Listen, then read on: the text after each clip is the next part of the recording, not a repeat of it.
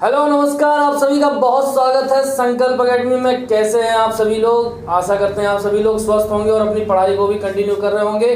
कैसे लगे आपको लास्ट के लाइव वीडियोस और वीडियोस वो ज़रूर बताइएगा। और जिन लोगों ने वो वीडियोस नहीं देखे हैं तो काफ़ी इंपॉर्टेंट वीडियोस हैं वो पेपरों में एग्जाम्स आने वाले एग्जाम्स में वनडे एग्जाम्स के लिए। तो जिन लोगों ने नहीं देखी हैं वो ज़रूर देखें, उनकी डिस्क्रिप्शन में आपको उनकी लिंक भी मिल जाएगी। इसके साथ ही आज आपको एक बहुत महत्वपूर्ण सूचना आपको बता रहा हूँ, वो ये है कि उत्तर प्रदेश पुलिस आयोग ने इस चीज़ के लिए अध्यादेश जारी करने के लिए पूरी योजना बना ली है। सारी पूरे टेंडर आमंत्रित किए, जो भी कंपनी इस चीज़ के लिए जिसका टेंडर ब्लो होगा उसका काम बन जाएगा और वही पेपर कराएगी। और इसके लिए एसआई की पोस्ट के लिए वैकेंसी आ रही हैं। एएसआई जो होंगी वो हेडक्वार्टर के लिए होंगी और एसआई की पोस्ट 9,500 वैकेंसी आ रही हैं। काफ़ी बहुत ज़्यादा इंपॉर्टेंट है, इसीलिए लग जाओ। पूरा उन्होंने कोशिश कर ली है कि दिसंबर जनवरी में एग्ज़ाम कराने की। अगस्त हो ही चुका है और सितंबर में एग्ज़ाम होगा। सितंबर तक फॉर्म आने के चांसेस हैं और दिसंबर जनवरी में आपका काम हो जाएगा पेपर होने के बाद। तो तैयारी में आप सभी लोग लग जाओ। पहले फिजिकल सभी लोग छोड़ो, कम से कम रिटन की तैयारी में सभी लोग लगो। तो इसलिए आज से आपकी क्लास जो है, जो भी वीडियोज़ जो भी हैं सारे आपके अपलोड हो चुके। 2-3 महीने से आपकी क्लासेस भी चल रही हैं।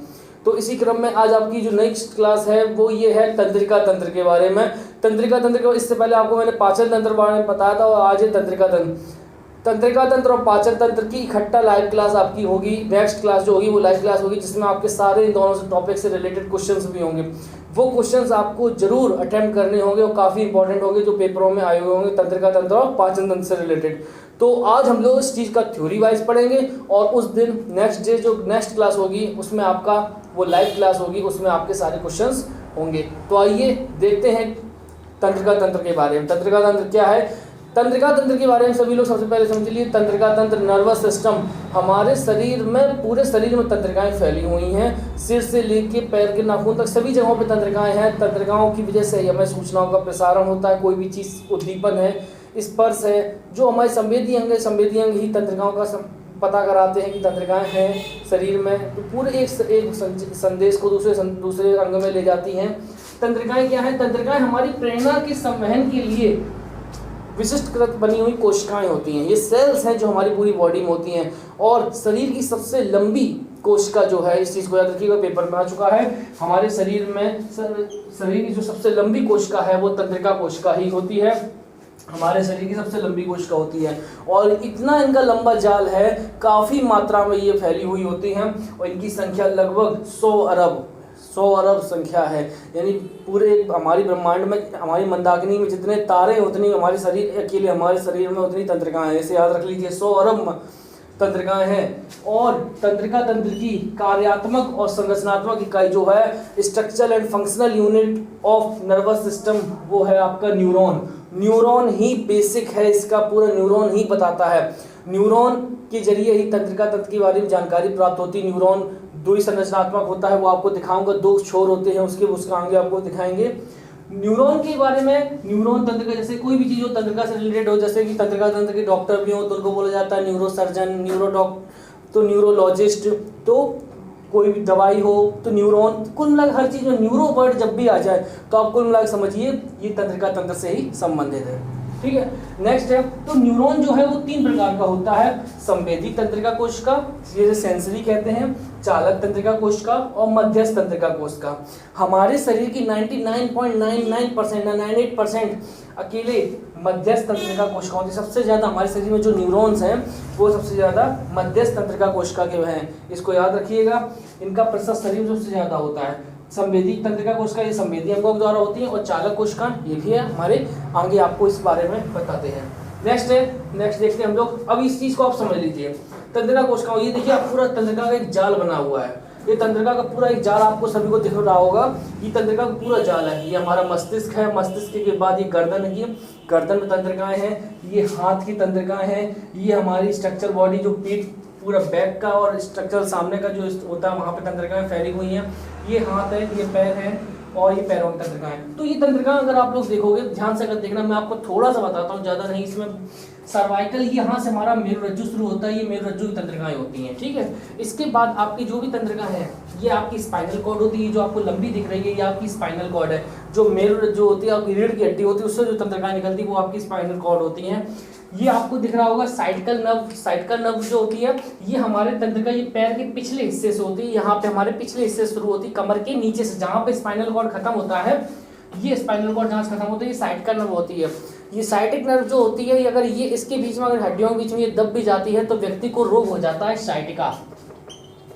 ये याद रखिएगा आप, साइट का रोग हो जाता है। साइट का रोग आज के ज़माने में काफ़ी ज़्यादातर लोगों को बीमारी, होने वाली बीमारी भी हो रही है, क्योंकि ज़्यादातर लोग जो होता है बैठे रहते हैं। तो जैसे एक कुर्सी पर अगर आप बैठे रहो कई घंटों तक तो आपको उठने में भी समस्या होती है, तो आपका जो पैर होता है वो एक तरीके से हम लोग बोलते हैं हिंदी में शून्य हो जाता है, पैर शून्य हो जाता है। तो उस जगह पर ये साइट का रोग बीमारी हो जाती है। अगर ज़्यादा दिनों तक अगर ऐसा चलता रहा तो ये दर्द करने लगता। होता क्या है, जब कमर के बैक से लेके पैर के पिछले हिस्से में जो दर्द होता है वो साइट का बीमारी होती है, क्योंकि उसमें ही साइटिक नर्व जो होती हैं।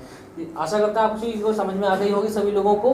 तो आइए नेक्स्ट देखते हैं। इसके अलावा ये हमारी सेकेंडरी जो नर्व होती हैं ये भी हमारे रीढ़ की हड्डी में ही मौजूद होती हैं। इनसे अलग अलग बीमारियां होती हैं, ये भी हमारे तंत्रिका तंत्र के ही भाग हैं। तो आइए देखते हैं नेक्स्ट। अब समझ लो न्यूरॉन के बारे में। ये है न्यूरॉन का पूरा फिगर। न्यूरॉन क्या है, न्यूरॉन अकेले सिर्फ अगर आप इसका फिगर जरूर आप लोग देख रहे होगे तो ये जो न्यूरॉन है, ये न्यूरॉन क्या है, पूरा ऐसे कई सारे जाल बने हुए। ये सिर्फ एक वन है, अकेला एक न्यूरॉन है, इसके कई सारे जाल एक दूसरे से जुड़े होते हैं। ये जो जुड़े होते हैं वो उस और से जुड़े होते हैं, ठीक। इसके अलावा ये न्यूरॉन का न्यूक्लियस होता है, ये इसका नाभिक होता है। ये इसका क्या होता है, न्यूक्लियस होता है। ये न्यूक्लियस के इसके साथ जो तंत्रिकाक्ष होते हैं, इसे जो अच्छी यानी धागानुमा संरचना होती है इससे जुड़ी होती है, और ये इसका अंतिम सिरा होता है। तो ये कुल मिला के इसके सारे जो पॉइंट्स हैं, ये दुमिका, इन्हें बोलते हैं हम डेंड्रॉइन भी बोलते हैं, इंग्लिश में बोलते हैं डेंड्रॉइन, इनको बोलते हैं। तो ये चीज़ें होती हैं न्यूरॉन में। ये न्यूरॉन क्या करते हैं, एक एक करके सारे एक दूसरे न्यूरॉन जुड़े होते हैं और पूरी तंत्रिका की संरचना को बनाते हैं। और यानी इसीलिए जैसे कि हमारे शरीर की सबसे छोटी इकाई सेल है, सेल से यानी कोशिका, कोशिका से ऊतकों का निर्माण होता है, ऊतकों से हमारे अंगों का निर्माण होता है, अंगों से अंगतंत्र यानी शरीर का निर्माण होता है। ऐसे ही ये कई सारे न्यूरॉन मिलकर हमारे तंत्रिका को बनाते हैं, तंत्रिका कोशिका को बनाते हैं। आशा करते हैं आपको समझ में आ गया होगा इस चीज़ के बारे में। नेक्स्ट देखते हैं हम लोग आप तंत्रिका के बारे में। तो नेक्स्ट देखिएगा, ये भी आपका पूरा फिगर इसका बना हुआ है। अगर आप लोग इसको देखोगे, ये हमारे मस्तिष्क से शुरू होता है, यहाँ से तंत्रिकाएं फैली हुई हैं, हाथ की मस्तिष्काएं आती हैं, ये भी हाथ की है, ये आपकी साइटिक नर्व के बारे में है, ये आपकी नर्व है। तो जो भी नर्वस सिस्टम है ये आपके बारे में, अगर आप लोग इस चीज़ को देख पा रहे हो तो ये चीज़ आपको बताएगी सारी। एक एक नर्व जो है हाथ की, पैर की कौन सी होती है, इसके सारे में आपको वर्णन किया गया है। इसको नेक्स्ट देखते हैं हम लोग। अब समझो तंत्रिका तंत्र के बारे में।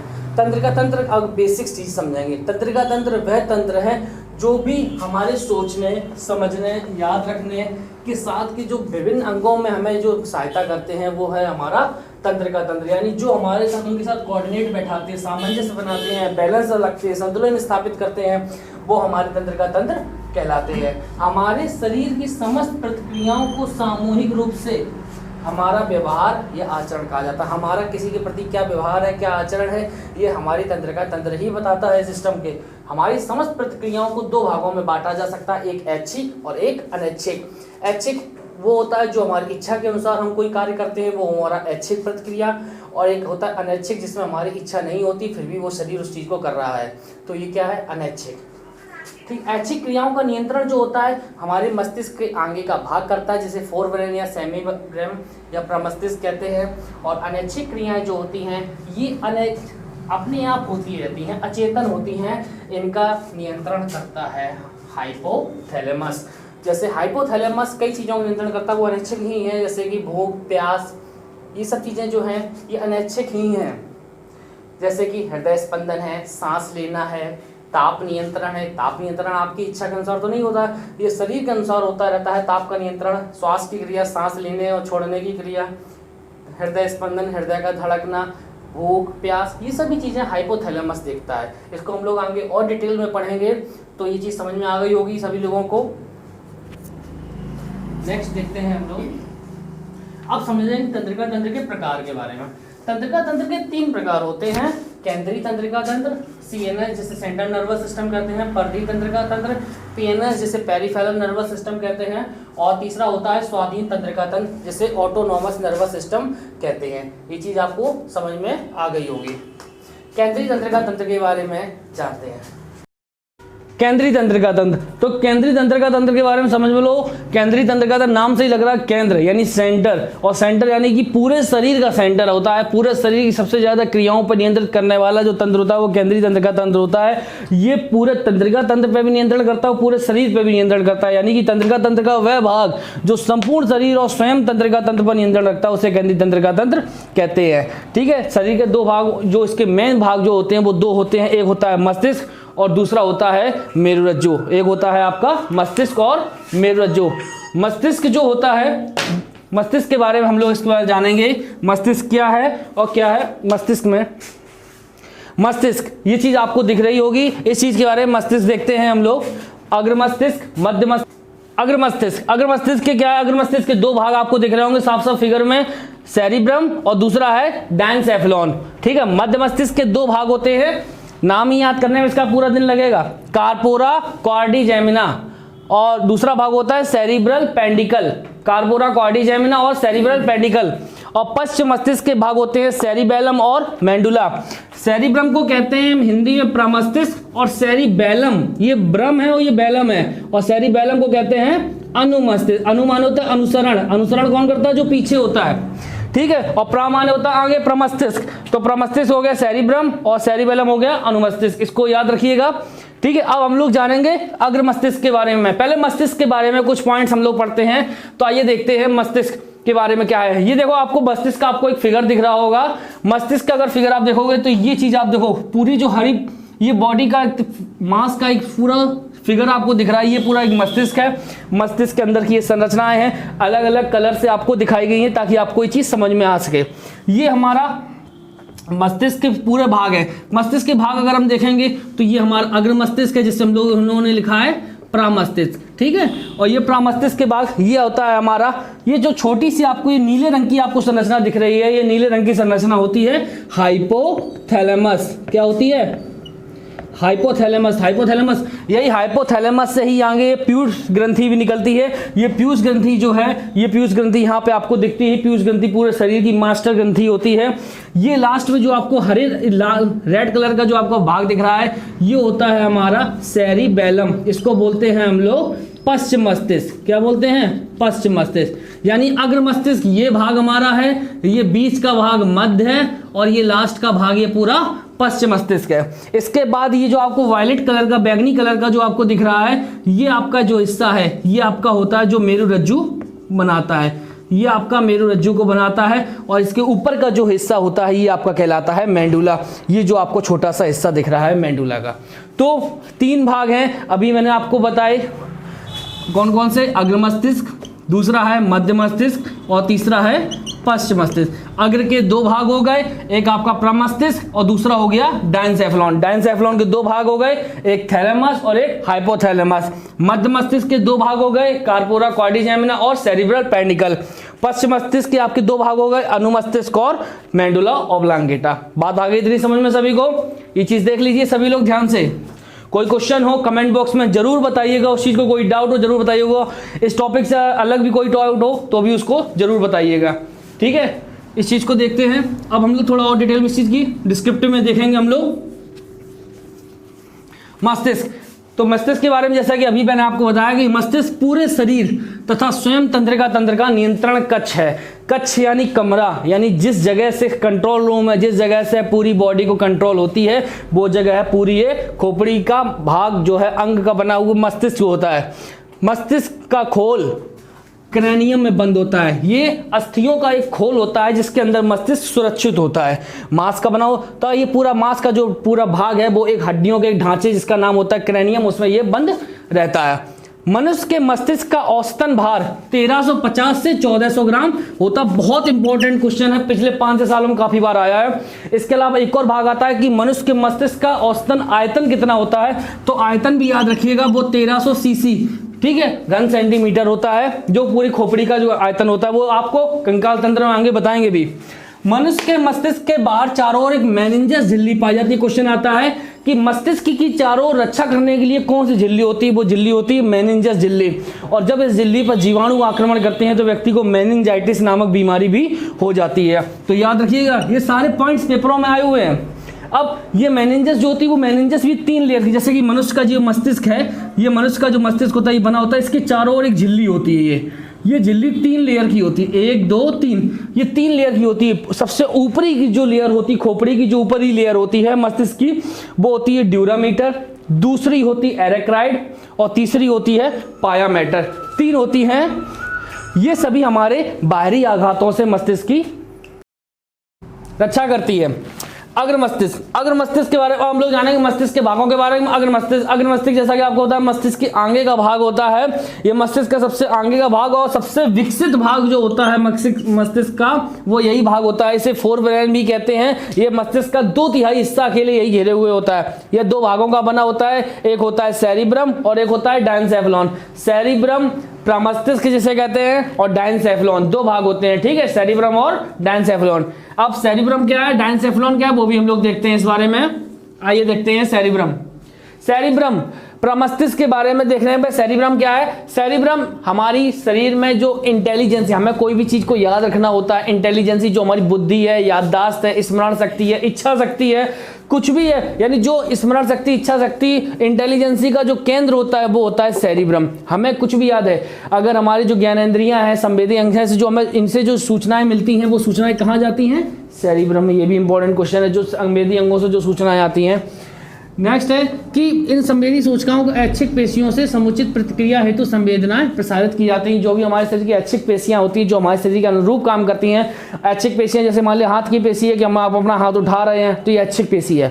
तो ऐच्छिक पेशियां समुचित प्रतिक्रिया हेतु संवेदना प्रसारित करती है, मस्तिष्क बोलता है। सेरिब्रम के भी 4 भाग होते हैं। पहला होता है फ्रंटल पाली, ये ऐच्छिक पेशियों पर नियंत्रण करता है। दूसरा होता है पैराइटल पाली, ये त्वचा से प्राप्त संवेदना जो प्राप्त होती है। जैसे आपको किसी ने त्वचा पर स्पर्श किया तो वो त्वचा पर स्पर्श की जो सूचना होती है वो पैराइटल पाली में जाती है। ऑक्सीपिटल पाली, ये आपकी दृश्य संवेदनाओं को ग्रहण करता है। जैसे आपने कोई मूवी देखी, कोई हॉरर सीन देखा, कुछ भी आप जो सीन देखते हो उस चीज़ को आपको याद रख लेते हो, वो आपका ऑक्सीपिटल पाली में होता है। टेम्पोरल पाली, ये श्रवण में सहायता करता है, ये सुनने में आपकी सहायता करता है, ये होता है आपका टेम्पोरल पाली। इस चीज़ को याद रखिएगा आप लोग। ये मस्तिष्क के 4 भाग हैं, फ्रंटल पाली, पैराइटल पाली, ऑक्सीपिटल पाली और टेम्पोरल पाली। अब दूसरा है हमारा डायनसेफलॉन। डायनसेफलॉन क्या होता है? डायनसेफलॉन हमारे अग्र मस्तिष्क का भाग है और इस भाग से ही हमारी पीनियल ग्रंथि और पिट्यूटरी ग्रंथि ये दोनों निकलती हैं। पीनियल ग्रंथि और पिट्यूटरी ग्रंथि। डायनसेफलॉन के 2 भाग होते हैं, एक थैलेमस और दूसरा हाइपोथैलेमस। थैलेमस क्या है? थैलेमस गोल संरचनाएं होती हैं, ये हमारे शरीर को ये बताते हैं कि कौन सी वस्तु गर्म है, कौन सी वस्तु ठंडी है, कौन सी वस्तु ठोस है, कौन सी वस्तु, मतलब हमारे शरीर में दर्द का, अगर हमको कोई कांटा चुभ जाता है, सुई चुभ जाती है, ये कोई जैसे आपने कोई कप लेते हो तो ये चीज़ गर्म ठंडे का जो एहसास कराते हैं, दर्द का एहसास कराते हैं, वो कौन है? थैलेमस। ये इंपॉर्टेंट पॉइंट्स हैं जो आते हैं पेपरों में। अब यहाँ पे बहुत अलग हो जाती है। अगर यहाँ पे आपसे पूछ लिया जाता है जैसे कि आपको अनजाने में मान लीजिए कोई गर्म चीज़ में आपका हाथ चला गया, आपको लग रहा, तो अनजाने में जैसे आपका हाथ जाता है और आप हाथ पीछे कर लेते हो, तो ये चीज़ें मैं आपको आगे बताऊंगा। वो चीज़ें होती प्रतिवर्ती क्रियाओं में, लेकिन वो चीज़ यहाँ पे नहीं है, ठीक है। दर्द और ठंडा गर्म को जो पहचानने का काम करते हैं वो थैलेमस है। ये दर्द गर्म ठंडा, जैसे क्या है, चाय गर्म का आपके पास कप आया, आपने कप पकड़ा तो आपको पता है पहले से कि ये गर्म होगा, तो जब पता है तो ये जो चीज़ पहले से ही पता होती है वो मस्तिष्क का कौन सा भाग बताता है? थैलेमस।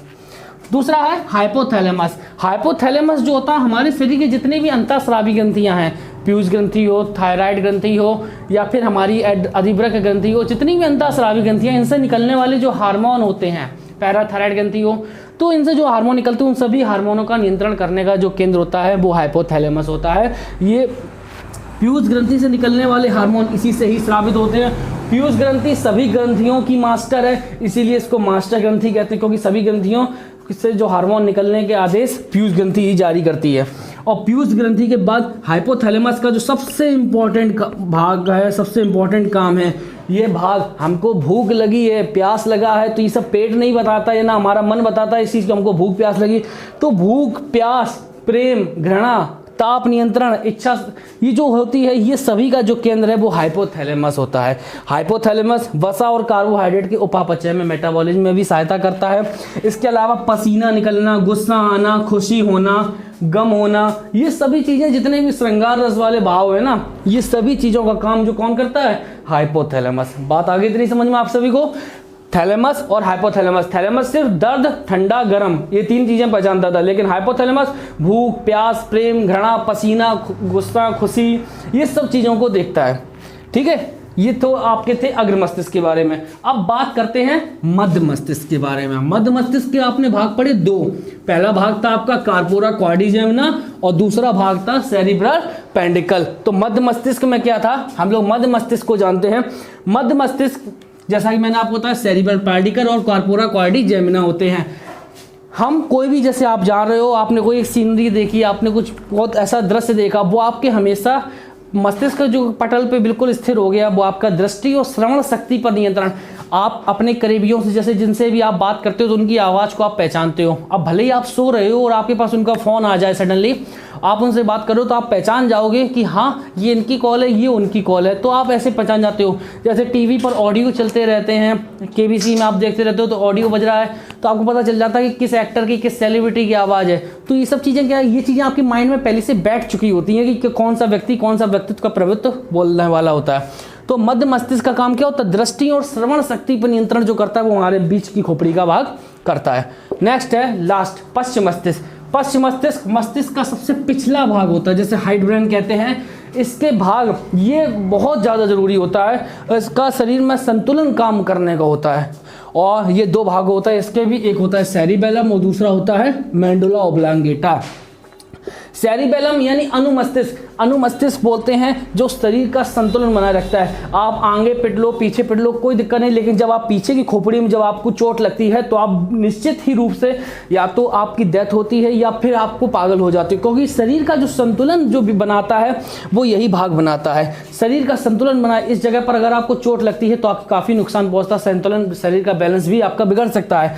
तो शरीर का संतुलन बनाए रखने के लिए अग्र मस्तिष्क आपकी इच्छा शक्ति, श्रवण शक्ति और ये सब चीज़ें देखता था, भूख, प्यास, प्रेम, घृणा, ये सब चीज़ें देखते थे। लेकिन पूरे शरीर का जो बैलेंस बनाता है वो आपका पश्च मस्तिष्क का भाग करता है, और पश्च मस्तिष्क सेरिबेलम होता है। इसीलिए कहा जाता है कि पीछे नहीं मारना चाहिए, पीछे मारने से व्यक्ति पागल हो जाता है। शरीर की ऐच्छिक पेशियों के संकुचन पर कार्य करता है। हमारे यहाँ तक कि अगर आप जैसे कान पे भी किसी व्यक्ति को अगर लग जाती, चोट लग जाती कान पे, किसी व्यक्ति को अगर तमाचा भी अगर आप मारते हो तो भी व्यक्ति को नुकसान उस जगह पर पहुंचता है। ये इसी वजह से होता है क्योंकि ये संवेदनाएं, कान की संवेदनाएं सीधे पश्च मस्तिष्क से जुड़ी होती हैं। मेंडुला दूसरा भाग होता है, मेंडुला ओब्लांगेटा, मस्तिष्क का सबसे निचला भाग। जैसे कि आपको बताया था जब उसमें एक छोटी सी एक नली निकली थी, तो ये मस्तिष्क का जो सबसे पिछला भाग होता है ये होता है मेंडुला। इसी से ही मेरुरज्जु बनता है। ये जो मेरुरज्जु होता है मस्तिष्क के इसी भाग से जुड़ता है, और ये शरीर में ब्लड प्रेशर है, आहार नाल का क्रमानुगुंजन है, ग्रंथियों से जो हार्मोन निकलते हैं, हृदय की धड़कन है, इन सब का जो कंट्रोल करता है वो कौन करता है? मेंडुला ओब्लांगेटा। याद रखिएगा, इस चीज़ को काफ़ी बार आ चुका है कि शरीर में मस्तिष्क का कौन सा भाग हृदय की धड़कन पर नियंत्रण करता है, वो आपका मेंडुला ओब्लांगेटा। कौन सा भाग मस्तिष्क को मेरुरज्जु से जोड़ता है? तो मस्तिष्क का सबसे आखिरी हिस्सा कौन सा होता है? मेंडुला, वो जोड़ता है। किस भाग से व्यक्ति का शारीरिक का संतुलन बनता है? मस्तिष्क के किस भाग से? तो वो होता है सेरिबेलम। किस भाग से भूख प्यास होती है? हाइपोथैलेमस। किस भाग से प्रेम घृणा ये सब चीज़ें? हाइपोथैलेमस। किस भाग से मैं दर्द ठंडा गर्म पहचानते हैं? वो है थैलेमस। किस भाग से हमारी दृष्टि और श्रवण शक्ति पर नियंत्रण होता है? वो होता है हमारा मध्य मस्तिष्क। किस भाग से हमें ये सब चीज़ें पहचान में आती हैं कि हमारी बुद्धिमत्ता क्या है, इच्छा शक्ति क्या है, स्मरण शक्ति क्या है? तो वो होता है हमारा अग्र मस्तिष्क का प्रमस्तिष्क भाग। बात आ गई। ये हो गया आपके पूरे मस्तिष्क के बारे में। ठीक है, अब मस्तिष्क के बारे में हम लोग जानने के बाद दूसरा भाग जो आता है वो आता है हमारा अग्र मस्तिष्क का दूसरा भाग कौन सा? अब मस्तिष्क के अलावा दूसरा भाग कौन सा था? मेरुरज्जु। मेरुरज्जु, मेरुरज्जु यानी स्पाइनल कॉर्ड। मेरुरज्जु क्या है? मेंडुला से निकलने वाला पिछला भाग होता है, मेरुरज्जु से जुड़ा होता है। इसका एक सुराख एक पतले सूत्र के रूप में बंधा होता है। मेरुरज्जु के चारों ओर भी वही, जैसे कि मस्तिष्क था, उस मस्तिष्क के चारों 3 लेयर थी मेनिंजस की, ड्यूरामीटर, एराकाइड और तीसरी थी आपकी पाया मैटर। तो मेरुरज्जु में भी ये जो 3 होती हैं मेरुरज्जु, तो मेरुरज्जु में भी ये 3 लेयर होती हैं चारों तरफ से रक्षा करने के लिए, ड्यूरा मैटर, एक्राइड और पैरामीटर, ये तीनों होती हैं इसमें भी। बस अब मेरुरज्जु का काम क्या है ये समझो। मेरुरज्जु प्रतिवर्ती क्रियाओं का नियंत्रण और समन्वय करता है, रिफ्लेक्स रिएक्शन देता है। मेरुरज्जु मस्तिष्क से आने वाले उद्दीपनों का संवहन करता है, कोई भी उद्दीपन हो उसका संवहन पूरी बॉडी में करता है, ठीक है। अब इनके एग्जाम्पल्स क्या है, तो पहले हम लोग प्रतिवर्ती क्रियाओं को जानेंगे। प्रतिवर्ती क्रियाएं क्या होती हैं? प्रतिवर्ती क्रियाओं की खोज का पता इनका जो सबसे पहले लगा था वो मार्शल हॉल नामक वैज्ञानिक ने लगाया था।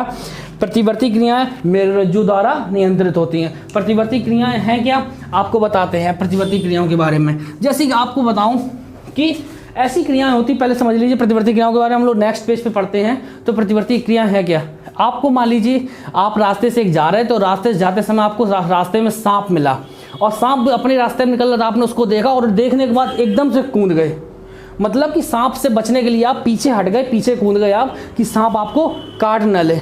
अब ये चीज़ें थी, सूचना की क्या थी, एकदम से आपके मन में आया कि सांप आ गया काट ना ले, तो ये चीज़ें थी प्रतिवर्ती क्रिया। कैसे प्रतिवर्ती क्रिया होगी? प्रतिवर्ती क्रियाओं को पूरी तरीके से नियंत्रित करने का काम मेरुरज्जु का होता है और मेरुरज्जु जुड़ा है मस्तिष्क से। मस्तिष्क के पास इतना समय नहीं है कि वो मेरुरज्जु से कह पाए कि सांप आ रहा है भैया तुम पीछे हट जाओ। तो मेरुरज्जु के पास कुछ ऐसी क्रियाएं होती हैं कि वो खुद ही इन सब पर नियंत्रण कर सकता है। मेरुरज्जु के भाग पर ऐसी क्रियाएं होती हैं, हम लोग इस चीज़ को देखते हैं नेक्स्ट में। आइए देखते हैं कि मेरुरज्जु के पास मनुष्य के दैनिक जीवन में ऐसी कुछ क्रियाएं होती हैं जो अचानक होती हैं। आप जा रहे थे, सडनली आपको क्या पता था रास्ते में सांप आ जाएगा, अकस्मात रूप से जो उसकी क्रियाएं होती हैं उनके बिना उद्दीपन यानी बिना मस्तिष्क की जानकारी के जो क्रियाएं होती हैं, बिना मस्तिष्क की जानकारी की जो क्रियाएं होती हैं उन्हें कहते हैं प्रतिवर्ती क्रियाएं। और प्रतिवर्ती क्रियाओं का तत्काल निवारण होता है, जैसे कि सांप को देख के व्यक्ति पीछे कूद गया, ठीक है। नाक में अचानक छींक आ जाना, आपकी नाक थी, सांस ले रही है, अच्छी है, अगर बीच में छोटा सा टुकड़ा भी अगर नाक में चला जाता है, कागज का टुकड़ा चला जाए, मान लीजिए किसी ने कुछ हरकत कर दी तो आपको अचानक छींक आ जाती है। तो ये जो छींक आ जाती है ये भी मस्तिष्क के पास इतना समय नहीं था कि वो आपसे कह पाए कि छींक आ जाएगी, नुकसान पहुंचेगा। तो मेरुरज्जु ऐसी क्रियाओं को उत्पन्न करता है ताकि आपको संवेदनाओं से पता चल पाए। भोजन को देख के मुंह में पानी आ जाना, कुछ मान लीजिए कोई मिठाई रखी उसको देख के आपको मुंह में पानी आ जाता है, तो ये चीज़ें क्या है, ये चीज़ें आपकी प्रतिवर्ती क्रियाएं हैं। इसके अलावा आप सडनली आप बैठे हुए थे, अचानक से पीछे से बम फटा, तो बम फटा या फिर आवाज़ आई, हॉर्न बजा, तो आप एकदम से चौंक जाते हो। तो ये जो चौंकना वो होता है, ये सब चीज़ें भी प्रतिवर्ती क्रिया में आती हैं। किसी गर्म वस्तु पर हाथ की उंगली पड़ जाने से, मैंने क्या था, अगर आप कोई चीज़ पकड़ते हो आपको पता है कि वो गर्म है, तो वो जो गर्म है तो वो मस्तिष्क बता रहा था, लेकिन बाई चांस सडनली आपका हाथ गर्म चाय में चला गया तो आपको पता चला, एकदम से आप अपना हाथ पीछे कर लोगे। तो जो आप अपना हाथ पीछे करते हो तो इसका रिफ्लेक्शन होता है, ये होती है आपकी प्रतिवर्ती क्रिया। तो प्रतिवर्ती क्रिया क्या है? किसी गर्म वस्तु पर हाथ की उंगली पड़ जाने से हाथ का हटा लेना। इसके अलावा डर से कांपना, आप मान लीजिए किसी अंधेरे कमरे में हो और सडनली लाइट आ जाए तो भी आप चौंक जाओगे, तो ये चीज़ें क्या हैं? डर से कांपने की। तो आदि ऐसी अनेक अनैच्छिक क्रियाएं, ये जो होती क्या होती? अनैच्छिक क्रियाएं। क्या हमारा मन था क्या कि हम कूदें सांप को देख के? ऐसा तो नहीं था, लेकिन हम सडनली फिर भी कूद गए। तो ये चीज़ें क्या है? अनैच्छिक, हमारी इच्छा के अनुरूप नहीं होती हैं लेकिन फिर भी हो जाती हैं। छींक आना क्या हमारी इच्छा के अनुरूप था? नहीं था, लेकिन ये अनैच्छिक हैं। इनका होने के यानी कुल मिला के जो भी अनैच्छिक क्रियाएं होती हैं, अनैच्छिक क्रियाओं का प्रतिवर्ती क्रियाएं ही नियंत्रण करती हैं। और इन क्रियाओं में उद्दीपन कैसा होता है? संवेदी अंगों की सहायता से होता है। संवेदी अंग हमारे 5 हैं, उन्हीं की वजह से ये उद्दीपन होता है। इतनी बात आपको समझ में आ गई होगी सभी को। इसका स्क्रीनशॉट भी लेना चाहें आप इनके एग्जाम्पल्स का ले सकते हैं। फिर हम लोग अब दूसरा पढ़ेंगे परधि तंत्रिका तंत्र के बारे में। तो आइए देखते हैं परधि तंत्रिका तंत्र। परधि तंत्रिका तंत्र पेरिफेरल नर्वस सिस्टम, पूरे शरीर में यह तंत्रिका तंत्र मस्तिष्क और मेरुरज्जु से जो तंत्रिकाएं निकलती हैं, आपके मस्तिष्क से और जो आपका मेरुरज्जु है उससे जो आपकी तंत्रिकाएं निकलती हैं, ये जो तंत्रिकाएं आपकी पूरी बॉडी में जा रही हैं, इन पूरी बॉडी पर जो नियंत्रण करती हैं वो तंत्रिकाओं का जो पूरा सिस्टम बनता है वो आपकी परधि, शरीर की परधि बनाता है। परधि किसी कहते हैं, किसी के चारों ओर का सिस्टम, उसको परधि कहते हैं। तो परधि तंत्रिका तंत्र इन्हीं तंत्रिकाओं का बना होता है। 2 तंत्रिकाएं होती हैं, कपाल यानी खोपड़ी से जो निकलने वाली तंत्रिकाएं होती हैं उन्हें हम कपाल तंत्रिकाएं कहते हैं, और जो तंत्रिकाएं मेरुरज्जु से निकलती हैं उन्हें हम कहते हैं मेरुरज्जु तंत्रिकाएं। तो क्वेश्चन पेपर में आता है और कई बार आ चुका है 5-6 सालों में। मनुष्य में 12 जोड़ी कपाल तंत्रिकाएं और 31 जोड़ी मेरु रज्जु तंत्रिकाएं होती हैं। ये क्वेश्चन पूछा जाता है, कितने जोड़ी कपाल तंत्रिकाएं और कितने जोड़ी मेरु रज्जु तंत्रिकाएं होती। काफी इंपॉर्टेंट क्वेश्चन है, नोट कर लेना जरूर ध्यान से।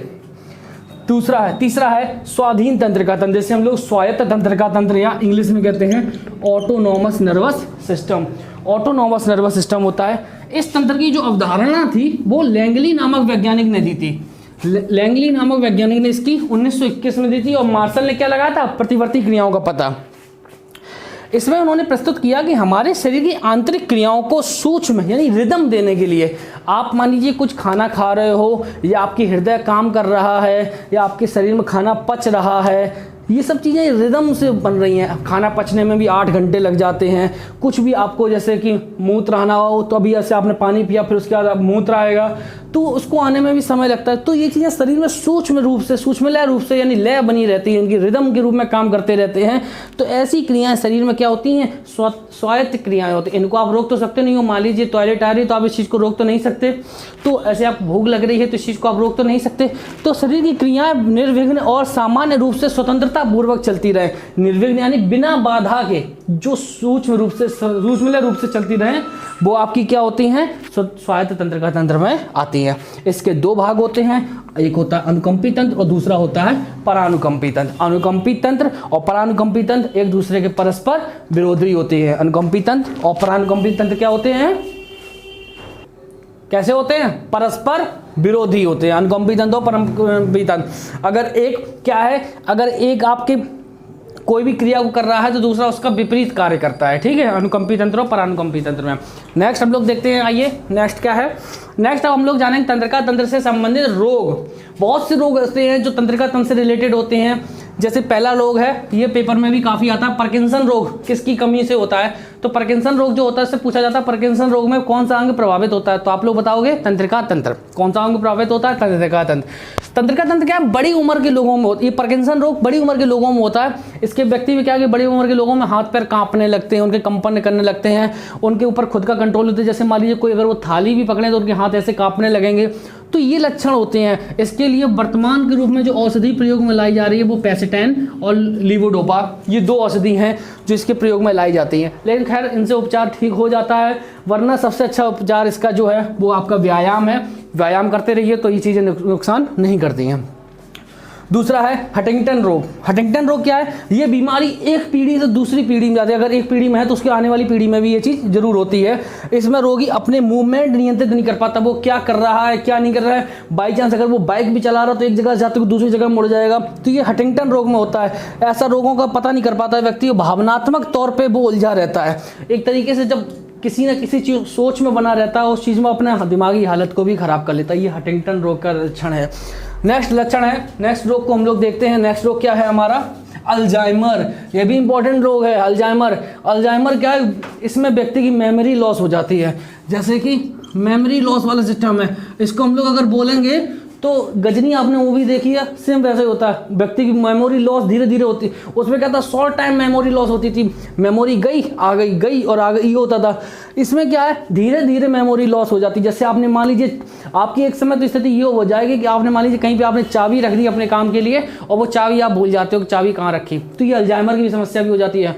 और एक समय तो स्थिति ये आती है जब व्यक्ति की पूरी तरीके से व्यक्ति मेमोरी खो जाता है कि उसने क्या कर रहा था। और ऐसी स्थिति जब ज़्यादा गंभीर हो जाए तो व्यक्ति बिल्कुल बच्चों जैसा व्यवहार करने लगता है कि हमें नहीं पता उस चीज़ के बारे में, तो ऐसा व्यक्ति होने लगता है। इसके उपचार में नैलोक्सेन और टेट्राहाइड्रो एमिनो एक्राइडिन ये औषधियाँ प्रयोग में लाई जाती हैं। इनका स्क्रीनशॉट जरूर ले लीजिएगा। नेक्स्ट है अपस्मार और मिर्गी। मिर्गी के बारे में तो मेरे पास हिसाब से आप सभी ने सुना होगा। मिर्गी क्या है, व्यक्ति का शरीर का जब तंत्रिका तंत्र गड़बड़ होता है ना, तो इसमें व्यक्ति को दौरे आते हैं, झटका आते हैं। नॉर्मल व्यक्ति बैठा हो, बैठे बैठे उसको झटके आने लगेंगे और झटके आते आते वो गिर जाएगा, उल्टा होगा, वो लोटे मारने लगेगा और उस समय लोटे मारते समय में वो उसके मुंह से झाग निकलेगा। कभी कभार जब ज़्यादा बढ़ जाता है तो मल पेशाब भी निकलता है। तो उस चीज़ में ये मिर्गी रोग के लक्षण है। मिर्गी रोग में, मिर्गी रोग का इलाज तो अपना देसी इलाज ही होता है। बहुत ज़्यादा बदबू वाला मोजा सुखा दिया जाता है, वो मिर्गी रोग का आपका इलाज होता है, जिससे व्यक्ति का मुंह से झाग निकलता है। ये होता हो गया। ये सब चीज़ें तंत्रिका तंत्र से संबंधित है, उनसे रोग। जितने भी रोग हैं वो आपको रोग वाले टॉपिक में आपको बाद में बताएंगे, अभी सिर्फ तंत्रिका तंत्र से संबंधित रोग है। आइए नेक्स्ट देखते हैं। नेक्स्ट है लकवा, पैरालिसिस। पैरालिसिस क्या होता है? हमारे शरीर के, आप जानते हो पूरे शरीर में तंत्रिकाएं फैली हुई हैं, और जब किसी शरीर में सेम तंत्रिकाएं जब गड़बड़ हो जाती हैं तो उस जगह पर ये तंत्रिकाओं की सबसे बड़ी बीमारी है, सबसे ज़्यादा लोगों को होने वाली बीमारी है। उस जगह पर, जिस जगह पर रक्त की आपूर्ति नहीं हो पाती है तो वहाँ पर तंत्रिकाएं काम नहीं कर पाती हैं, और जब तंत्रिकाएं काम नहीं कर पाती हैं तो वो शून्य हो जाती हैं, और शून्य होने पर उतनी जगह पर रक्त की आपूर्ति नहीं हो पाएगी, और जब आपूर्ति यानी सप्लाई नहीं हो पाएगी तो वो बेकार होने पे वहाँ का हिस्सा, वो हिस्सा, अंग का हिस्सा काम करना बंद कर देता है और व्यक्ति लकवा मार जाता है। और जब ये मस्तिष्क में हो जाए तो इसको बोलते हैं मस्तिष्क घात। ऐसा व्यक्ति, जब मस्तिष्क में रक्त की आपूर्ति नहीं होती तो व्यक्ति कोमा में चला जाता है, उसको कोई होश नहीं रहता कि वो क्या था, और फिर वो कोमा से कब निकले, 1 साल 2 साल 1 महीना 6 महीना, कुछ पता नहीं होता वो कोमा से कब आएगा। नेक्स्ट है मस्तिष्क आवरण शोध। मस्तिष्क आवरण शोध क्या? इसको मेनिंजाइटिस, जैसे मैंने आपको बताया था, मस्तिष्क की रक्षा के लिए चारों ओर कौन सी होती है? झिल्ली, मेनिंजस झिल्ली होती है, और मेनिंजस झिल्ली से ही ये रोग होता है। ये मेनिंगोकोकस जीवाणु से होता है, ये मस्तिष्क की झिल्ली पे अटैक करता है ये जीवाणु, और ये जीवाणु जब मस्तिष्क की झिल्ली पर अटैक करता है तो उस झिल्ली से मवाद निकलता है। तो ऐसी बीमारी जब मवाद निकलता है तो फपोड़े पड़ने लगते हैं, व्यक्ति के सर दर्द होने लगता है, और गर्दन में अकड़न आ जाती है। ये सभी चीज़ें होती हैं जिसकी वजह से व्यक्ति चक्कर आते हैं। ये सब मेनिंजाइटिस के लक्षण हैं। तो इसका उपचार भी है, इसका उपचार नॉर्मली हो जाता है। नेक्स्ट है मस्तिष्क शोथ इंसेफ्लाइटिस। जापानी इंसेफ्लाइटिस बीमारी का आपने नाम सुना होगा। ये वही बीमारी होती है, ये मस्तिष्क में विषाणुओं के अटैक से होती है। जीवाणुओं के अटैक से थी मेनिंजाइटिस, और इंसेफ्लाइटिस किससे है? विषाणुओं से। नेक्स्ट है ब्रेन ट्यूमर। ये भी आपने बहुत सुना होगा, मस्तिष्क अबुर्द जिसे बोलते हैं ब्रेन ट्यूमर। ब्रेन ट्यूमर क्या है? इसमें व्यक्ति के शरीर में, मस्तिष्क में क्या होता है कि एक गांठ पड़ जाती है, और गांठ पड़ने पर इसका सिर्फ यही इलाज होता है कि व्यक्ति को उस जगह पर उतनी चीज़, गांठ को काट दिया जाता है। काफ़ी रिस्की ऑपरेशन होता है। इसमें व्यक्ति के शरीर में ट्यूमर, मस्तिष्क में ट्यूमर बनते हैं, और वो किसी भी भाग में गांठ पड़ जाती है जिससे क्रियाएँ बाधित हो जाती हैं। इसकी गांठ पड़ने से काम नहीं हो पाता है, व्यक्ति का वजन कम होता है। जैसे मान लीजिए पीयूष ग्रंथि में ही हो गया तो आपके शरीर की सारी क्रियाएं काम करना बंद कर देती हैं। तो वजन कम होना, उल्टी होना, सिर दर्द है, जी मिचलाना, ये सभी चीज़ें लक्षण आने लगते हैं। तो इसका इलाज सिर्फ यही होता है, ऑपरेशन होता है, सर्जिकल ऑपरेशन होता है। सर्जिकल ऑपरेशन के जरिए ही ये सब चीज़ें, इनका उपचार होता है। अगर व्यक्ति जी पाता है तो जी लेता है, वरना खत्म हो जाता। तो आज हम लोगों ने देखे मस्तिष्क से संबंधित ये सभी रोग। अब हम लोग देखेंगे परीक्षा में आने वाले उपयोगी तथ्य। उपयोगी तथ्य क्या, ये पेपरों में आए हुए हैं। हम आपको, वैसे तो काफ़ी सारे आए हुए हैं, लेकिन जो इंपॉर्टेंट्स हैं वो आपको नोट करने के लिए बता रहे हैं। पहला है तंत्रिका तंत्र का प्रयोग सर्वप्रथम किस में माना जाता है? प्रारंभ सबसे पहले किस में हुआ था तंत्रिका तंत्र का? वो था हाइड्रा। हाइड्रा जंतु है, हाइड्रा में माना जाता है। दूसरा है तंत्रिका तंत्र और अंतःस्रावी तंत्र जो मिलते हैं उसको क्या बोलते हैं? न्यूरोएंड्रोक्राइन तंत्र। क्या बोलते हैं? न्यूरोएंड्रोक्राइन तंत्र। तीसरा है मस्तिष्क की रक्षा हेतु निर्मित सबसे ऊपरी परत, जो मस्तिष्क की रक्षा करती है सबसे ऊपरी परत, मैंने आपको बताया था ड्यूरा मैटर। क्या होता है? Dura mater. चौथा है कौन सी तंत्रिका सबसे ज़्यादा मात्रा में होती है? मैंने आपको बताया था 99.99% जो 98% होती है वो होती है आपकी मध्यस्थ या संयोजी तंत्रिका। पांचवा है तंत्रिकी सूचकाओं का हस्तांतरण विशेष प्रकार के पदार्थों में होता है। इन्हें तंत्री संचारी पदार्थ कहते हैं या न्यूरोट्रांसमीटर कहते हैं। ये जैसे कि एसिटाइलकोलिन, नॉरएपिनेफ्रिन, एपिनेफ्रिन और डोपामीन, ये सभी क्या है? ये हमारे शरीर की तंत्रिकाओं सूचनाओं का हस्तांतरण करने वाले एक पदार्थ होते हैं। नेक्स्ट क्वेश्चन है, इसका स्क्रीनशॉट ले लीजिए आप सभी लोग। नेक्स्ट देखते हैं, मस्तिष्क का कौन सा भाग पेशी सामंजस्य को स्थानांतरित करता है? तो अभी मैंने आपको बताया था, आप कोई भी कार्य अगर आप ऐच्छिक क्रिया अपने मन से कर रहे हो तो वो सेरिब्रम है, और अगर आपकी अनैच्छिक क्रियाएं हैं तो वो हाइपोथैलेमस है। और जब आप ऐच्छिक से कर रहे हो तो पेशी क्रियाओं से, मैंने आपको बताया, जब हाथ उचकाते हैं तो सेरिब्रम। दूसरा है किन कोशिकाओं में जनन नहीं होता? इसमें ऑप्शन दिए गए थे, तो आंसर हो जाएगा इसका न्यूरॉन कोशिकाओं में, तंत्रिका कोशिकाओं। ठीक है, वह कौन सा तंत्रिका तंत्र है जो शरीर के आंतरिक भागों में संधारण से संबंधित होता है? रुधिर वाहिनियों को देखता है, आमाशय, गर्भाशय, मूत्राशय, फेफड़ों, पसीने, लार ग्रंथि, अग्नाशय, इन सभी चीज़ों का नियंत्रण करता है। कौन सा तंत्रिका तंत्र है? तो वो है स्वायत्त तंत्रिका तंत्र, क्योंकि इन सभी में ना तो मस्तिष्क आ रहा था ना मेरुरज्जु, और जब मस्तिष्क और मेरुरज्जु कुछ नहीं हो तो कौन सा तंत्रिका तंत्र है? स्वायत्त तंत्रिका तंत्र। ठीक है। नेक्स्ट है दो तंत्रिका तंत्र के जोड़ को क्या कहते हैं? अंतर्गठन। दो तंत्रिका तंत्र के जोड़ को कहते हैं अंतर्गठन या सिनेप्स। नेक्स्ट है शरीर को संकट का सामना करने के लिए आंतरिक अंगों को अनुकंपी तंत्र किस पदार्थ का श्रावण करके उत्तेजित करते हैं? ये क्वेश्चन पेपरों में आ चुका है, इंपॉर्टेंट क्वेश्चन है, वो है नॉरएपिनेफ्रिन। ये एपिनेफ्रिन है शरीर को संकट का सामना करने के लिए। ये सभी चीज़ें आपको इंपॉर्टेंट क्वेश्चन है, पेपरों में आई हुए हैं, ठीक है। तो ये तो सब चीज़ें थी आपके लिए तंत्रिका तंत्र के बारे में। इसके बाद मैंने आपको बता दिया है कि आपकी लाइव क्लास होगी। तो आप आज आपके लिए बस इतना ही कहना चाहूँगा कि इस दुनिया में असंभव कुछ भी नहीं। अगर आपने ठान लिया है कि आपको पास करना है तो आप पास करके जरूर रहोगे। अगर आपने मान लिया कि आपको एसआई बनना है, आपने मान लिया कि आपको लेखपाल बनना है, तो आप जरूर बन के रहोगे। इस दुनिया में असंभव कुछ भी नहीं है। हम वो सब कर सकते हैं जो हम सोच सकते हैं, और हम वो सब सोच भी सकते हैं जो आज तक हमने नहीं सोचा है। अगर आप सोच रहे हो कि अगर आप कुछ भी नहीं कर सकते तो आप सच में कुछ भी नहीं कर सकते। अगर आपने सोच लिया कि हमको करना है तो आप वो चीज़ करके जाओगे। ये चीज़ आपने जब सब होती दृढ़ इच्छा शक्ति से, तो वो चीज़ आप रखिए। आप लोग घर पे रहिए, स्वस्थ रहिए, सुरक्षित रहिए। तब तक के लिए धन्यवाद। जय हिंद।